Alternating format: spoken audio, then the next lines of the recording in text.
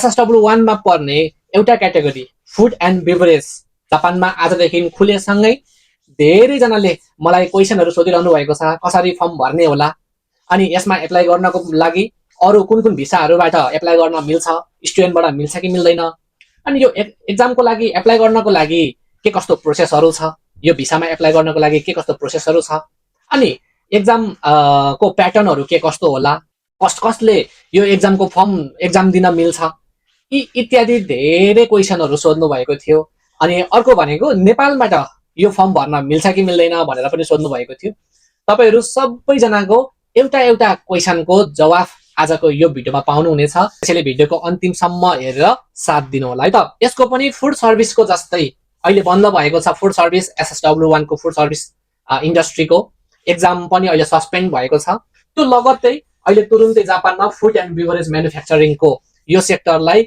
जापानमा एक्जाम दिन CBT मार्फत कम्प्युटर बेस्ड मार्फत एक्जाम दिनको लागि यो खुलेको छ तपाईहरुले फर्म भर्न सक्नुहुन्छ यो एक्जामको लागि एप्लाई कसरी गर्ने मौसिकमी कसरी गर्न सकिन्छ भन्ने चाहिँ अन्तमा बताउने छु सबैभन्दा सुरुमा एक्जाम चाहिँ कसले दिन मिल्छ भन्ने कुरा थोरै बुझौं है त एक्जाम दिनको लागि चाहिँ तपाईहरु 17 प्लस 17 वर्ष भन्दा माथि हुनु पर्दछ अनि जापानमा दिनको लागि चाहिँ जापानिज भन्दा बाहेक विदेशी जो कोहीले पनि दिन मिल्छ हामी नेपालीहरुले पनि दिन मिल्छ यो चाहिँ 8000 येन आसेन येन मात्रै रहेको छ अनि एक्जामको प्याटर्न भन्नु पर्दाखेरि एक्जाम चाहिँ 70 मिनेट भनेको छ 70 मिनेट 1 घण्टा 10 मिनेट तर मलाई लाग्छ जहाँसम्म लाग्छ यो एक्जाम पनि 1 घण्टाको एक्जाम हुन्छ अनि हरेक क्वेशनमा 3 वटा अप्सन हुन्छन् 3 वटा अप्सन र हरेक क्वेशनमा चाहिँ खान्जीको फ्री गाना पनि दिएको हुन्छ है त त्यसैले यो एक्जाम दिनको लागि चाहिँ सजिलो छ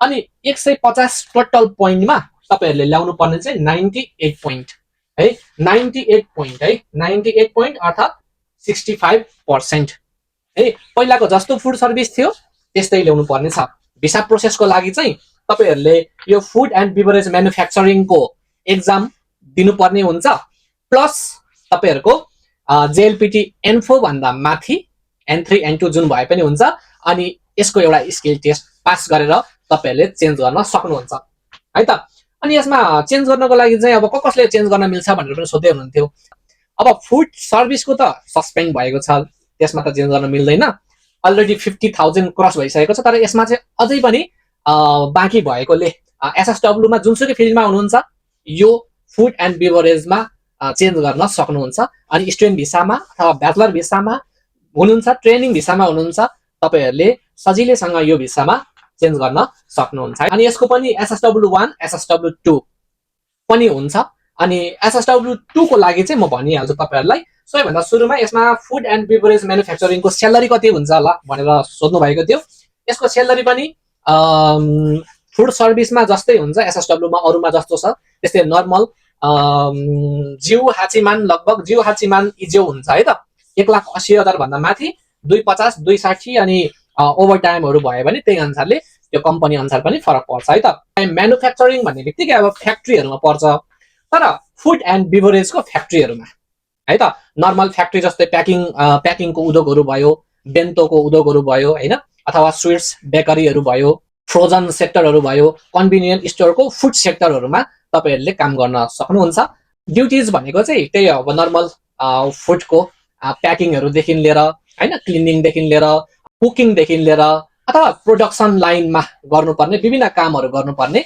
हुन्छ है त SSW2 को लागि चाहिँ चेन्ज गर्नको लागि पनि फुड सर्भिस 1 मा चाहिँ 2 वर्ष कम्तीमा काम गरेको हुनुपर्छ फर्म भर्नको लागि तर यसको चाहिँ कुनै पनि तोकेको छैन अहिलेसम्म SSW2 को एक्जाम चाहिँ पास गर्नुपर्छ यसमा पनि SSW2 को एक्जाम लिडरको रूपमा काम गरेको हुनुपर्छ अनि उत्पादन प्रक्रियामा व्यवस्थापनको भूमिका निर्वाह गरेको हुनुपर्छ निर्देशन दिने टाइपको हैन अनि व्यवस्थापनमा अलि हेल्प गर्ने सेन्पाईको रूपमा काम गरिरहेको त्यस्तो काम चाहिँ तपाईहरुले गरेको हुनुपर्दछ यस मार्फत SSW2 को एक्जाम दिनको लागि पनि कम्पनी मार्फत तपाईहरुले फर्म भर्नुपर्ने हुन्छ फुड सर्भिसमा जस्तै कुन कन्ट्रीबाट दिन मिल्छ त भन्दाखेरि होस्ट कन्ट्रीहरुमा चाहिँ इन्डोनेसिया छ अनि भर्खरै मात्र म्यानमारमा पनि खुलेको छ भर्खरै मात्र खुलेको हो म्यानमारमा पनि अनि फिलिपिनमा पनि पहिलादेखि दिन मिल्थ्यो भियतनाममा पनि दिन मिल्थ्यो अनि जापानमा चाहिँ मे 29 आजबाट खुलेको छ।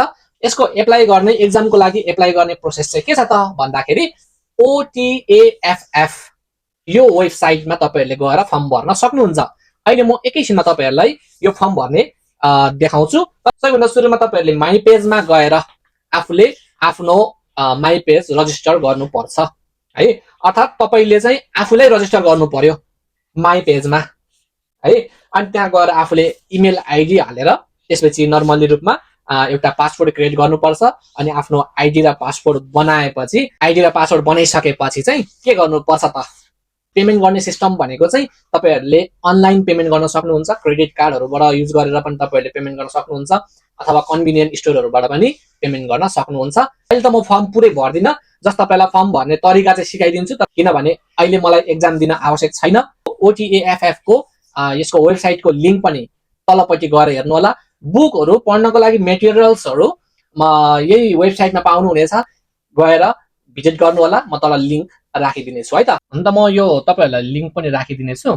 यो OTAFF भन्ने गुगलमा गएर त्यसपछि क्लिक गर्नु होला। अनि यहाँ गइसकेपछि यस्तो आउँछ। सुरुमा तपाईहरुले जापानीमा गर्न सक्नुहुन्छ अथवा नेपालीमा ल्याङ्ग्वेज चेन्ज गर्न सक्नुहुन्छ। यहाँबाट ल्याङ्ग्वेज चेन्ज गर्न सक्नुहुन्छ है त। तोकितै गिनो भन्नेमा जान सक्नुहुन्छ। तोकुतै गिनौमा भन्नेमा जानु भइसकेपछि त्यसपछि फर्म भर्नको लागि चाहिँ food service, food and beverage manufacturing 1 पनि 2 पनि इन्फर्मेसनहरु चाहिँ यहाँ आउने गर्छ है त। तपाईले यहाँ हेर्न सक्नुहुन्छ। त्यसपछि यहाँ इन्डिभिजुअल एप्लिकेसन माई पेज भन्ने छ नि।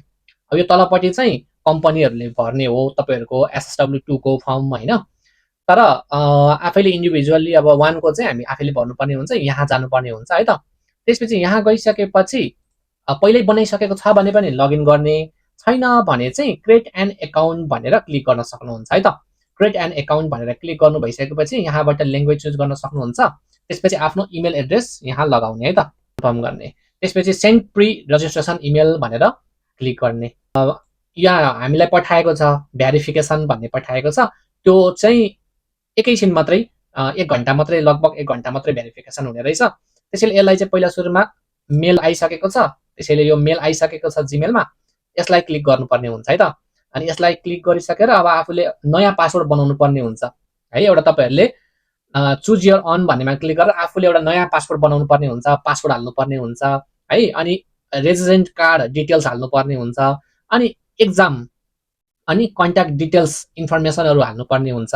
पासपोर्टमा चाहिँ म अब एउटा पासपोर्ट राख्छु।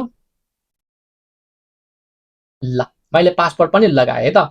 अब यहाँ तपाईहरुको पासपोर्टको कपी अपलोड गर्नुपर्ने PDF मा, JPG मा त्यसमा गर्नुपर्छ। पछि चाहिँ आफ्नो फ्यामिली नेम, आफ्नो कास्ट, अनि full name, date of birth, gender, nationality, passport number, पासपोर्टको एक्सपायरी हालिसकेर नेक्स्ट गर्नुपर्छ। त्यसपछि रेजिडेन्ट कार्डको आफ्नो जाइरो कार्डको डिटेल्स हान्ने। त्यसपछि एक्जाम कुन लिने हो त, SSW फुड सर्भिस 1 को हो कि 2 को हो कि फुड एन्ड बिभरेज 1 को हो कि 2 को हो कि, अनि तपाईको आफ्नो कन्ट्याक्ट डिटेल्सहरु हाल्नुपर्ने हुन्छ। तपाईको पेमेन्टहरु गरिसकेर चाहिँ रिभ्यू एन्ड एग्रीमेन्ट भन्ने क्लिक गरेर सकिन्छ है त। अरे फर्म भर्ने एउटा तरिका चाहिँ कस्तो छ भनेर त्यसको फुल भिडियो चाहिँ म तपाईहरुलाई तल लिंकमा राखिदिनेछु।